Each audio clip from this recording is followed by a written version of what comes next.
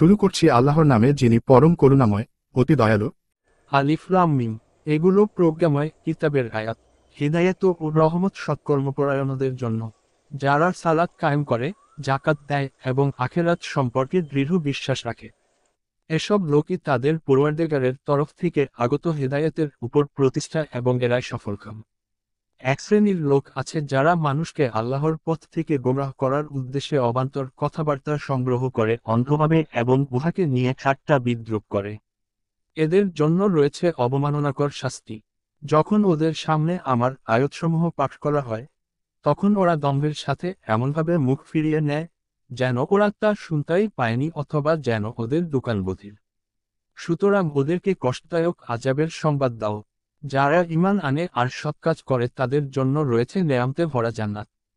সেখানে তারা চিরকাল থাকবে। আল্লাহর ওয়াদা যথার্থ। তিনি পরাক্রমশালী ও প্রজ্ঞাময়। তিনি খুঁটি ব্যতীত আকাশমণ্ডলী সৃষ্টি করেছেন, তোমরা তা দেখছ।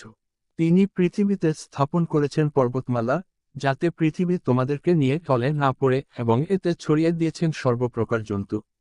আমি আকাশ থেকে পানি বর্ষণ করেছি, অতঃপর তাতে উদ্গত করেছি সর্বপ্রকার কল্যাণকর উদ্ভিদরাজি। এটা আল্লাহর সৃষ্টি, অতঃপর তিনি ব্যতীত অন্যেরা যা সৃষ্টি করেছে তা আমাকে দেখাও। বরং জালেমরা সুস্পষ্ট পথভ্রষ্টতায় পতিত আছে। আমি লোকমানকে প্রজ্ঞা দান করেছি এই মর্মে যে, আল্লাহর প্রতি কৃতজ্ঞ হও।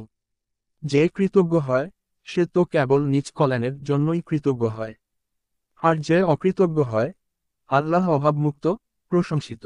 যখন লোকমান উপদেশোচ্ছলে তার পুত্রকে বলল, হে বৎস, আল্লাহর সাথে শরিক করো না। নিশ্চয় আল্লাহর সাথে শরিক করা মহা অন্যায়। আর আমি মানুষকে তার পিতা মাতার সাথে সদ্ব্যবহারের জোর নির্দেশ দিয়েছি। তার মাতা তাকে কষ্টের পর কষ্ট করে গর্ভে ধারণ করেছে। তার দুধ ছাড়ানো 2 বছরে হয়। নির্দেশ দিয়েছি যে, আমার প্রতি ও তোমার পিতা মাতার প্রতি কৃতজ্ঞ হও। অবশেষে আমারই নিকট ফিরে আসতে হবে। পিতা মাতা যদি তোমাকে আমার সাথে এমন বিষয়কে শরিক স্থির করতে পীড়াপিড়ি করে, যার জ্ঞান তোমার নেই, তবে তুমি তাদের কথা মানবে না এবং দুনিয়াতে তাদের সাথে সৎভাবে সহ অবস্থান করবে। যে আমার অভিমুখী হয়, তার পথ অনুসরণ করবে। অতঃপর তোমাদের প্রত্যাবর্তন আমারই দিকে, এবং তোমরা যা করতে, আমি সে বিষয়ে তোমাদেরকে জ্ঞাত করব। হে বৎস, কোন বস্তু যদি সরিষার দানা পরিমাণও হয়, অতঃপর তা যদি থাকে প্রস্তর গর্ভে অথবা আকাশে অথবা ভূগর্ভে, তবে আল্লাহ তাও উপস্থিত করবেন। নিশ্চয় আল্লাহ গোপন ভেদ জানেন, সবকিছুর খবর রাখেন। হে বৎস, নামাজ কায়েম করো, সৎ কাজে আদেশ দাও, মন্দ কাজে নিষেধ করো এবং বিপদাপদে সবর করো। নিশ্চয় এটা সাহসিকতার কাজ। অহংকার বশে তুমি মানুষকে অবজ্ঞা করো না এবং পৃথিবীতে গর্বভরে পদচারণ করো না। নিশ্চয় আল্লাহ কোনো দাম্ভিক অহংকারীকে পছন্দ করেন না। পদচারণায় মধ্যবর্তিতা অবলম্বন করো এবং কণ্ঠস্বর নিচু করো। নিঃসন্দেহে গাধার শরীর সর্বাপেক্ষা অপ্রীতিকর। তোমরা কি দেখো না, আল্লাহ নভমণ্ডল ও ভূমণ্ডলে যা কিছু আছে, সবই তোমাদের কাজে নিয়োজিত করে দিয়েছেন এবং তোমাদের প্রতি তার প্রকাশ্য ও অপ্রকাশ্য নেয়ামতসমূহ পরিপূর্ণ করে দিয়েছেন। এমন লোকও আছে যারা জ্ঞান, পথনির্দেশ ও উজ্জ্বল কিতাব ছাড়াই আল্লাহ সম্পর্কে বাকবিতণ্ডা করে। তাদেরকে যখন বলা হয়, আল্লাহ যা নাজিল করেছেন তোমরা তার অনুসরণ করো, তখন তারা বলে, বরং আমরা আমাদের পূর্বপুরুষদেরকে যে বিষয়ের উপর পেয়েছি তারই অনুসরণ করব। শয়তান যদি তাদেরকে জাহান্নামের শাস্তির দিকে দাওয়াত দেয়, তবুও কি? যে ব্যক্তি সৎকর্মপরায়ণ হয়ে স্বীয় মুখমণ্ডলকে আল্লাহ অভিমুখী করে, সে এক মজবুত হাতল ধারণ করে, সকল কর্মের পরিণাম আল্লাহর দিকে। যে ব্যক্তি কুফরি করে তার কুফরি যেন আপনাকে চিন্তিত না করে। আমারই দিকে তাদের প্রত্যাবর্তন, অতঃপর আমি তাদের কর্ম সম্পর্কে তাদেরকে অবহিত করব। অন্তরে যা কিছু রয়েছে সে সম্পর্কে আল্লাহ সবিশেষ পরিজ্ঞাত। আমি তাদেরকে স্বল্পকালের জন্য ভোগবিলাস করতে দেব, অতঃপর তাদেরকে বাধ্য করব গুরুতর শাস্তি ভোগ করতে। আপনি যদি তাদেরকে জিজ্ঞেস করেন, নভমণ্ডল ও ভূমণ্ডল কে সৃষ্টি করেছে, তারা অবশ্যই বলবে, আল্লাহ। বলুন, সকল প্রশংসাই আল্লাহর। বরং তাদের অধিকাংশই জ্ঞান রাখে না। নভমণ্ডল ও ভূমণ্ডলে যা কিছু রয়েছে সবই আল্লাহর। আল্লাহ অভাবমুক্ত, প্রশংসিত। পৃথিবীতে যত বৃক্ষ আছে সবই যদি কলম হয় এবং সমুদ্রের 7 সমুদ্র যুক্ত হয়ে কালি হয়, তবুও তার বাক্যাবলী লিখে শেষ করা যাবে না।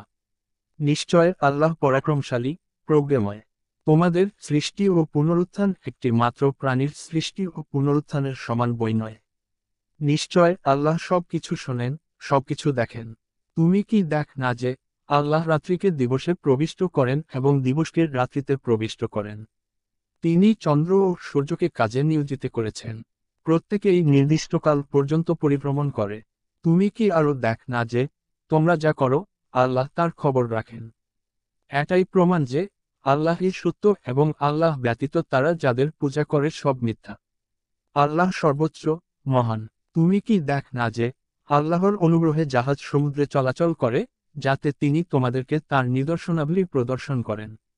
নিশ্চয় এতে প্রত্যেক সহনশীল, কৃতজ্ঞ ব্যক্তির জন্য নিদর্শন রয়েছে। যখন তাদেরকে মেঘমালা সদৃশ তরঙ্গ আচ্ছাদিত করে নেয়, তখন তারা খাঁটি মনে আল্লাহকে ডাকতে থাকে। অতঃপর তিনি যখন তাদেরকে স্থলভাগের দিকে উদ্ধার করে আনেন, তখন তাদের কেউ কেউ সরল পথে চলে। কেবল মিথ্যাচারী, অকৃতজ্ঞ ব্যক্তি আমার নিদর্শনাবলী অস্বীকার করে।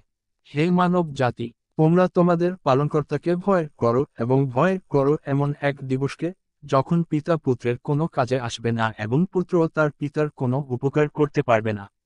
নিঃসন্দেহে আল্লাহর ওয়াদা সত্য। অতএব, পার্থিব জীবন যেন তোমাদেরকে ধোঁকা না দেয় এবং আল্লাহ সম্পর্কে প্রতারক শয়তানও যেন তোমাদেরকে প্রতারিত না করে। নিশ্চয় আল্লাহর কাছেই কিয়ামতের জ্ঞান রয়েছে। তিনি বৃষ্টি বর্ষণ করেন এবং গর্ভাশয়ে যা থাকে, তিনি তা জানেন। কেউ জানে না আগামীকাল সে কি উপার্জন করবে এবং কেউ জানে না কোন দেশে সে মৃত্যুবরণ করবে। আল্লাহ সর্বজ্ঞ, সর্ববিষয়ে সম্যক জ্ঞাত।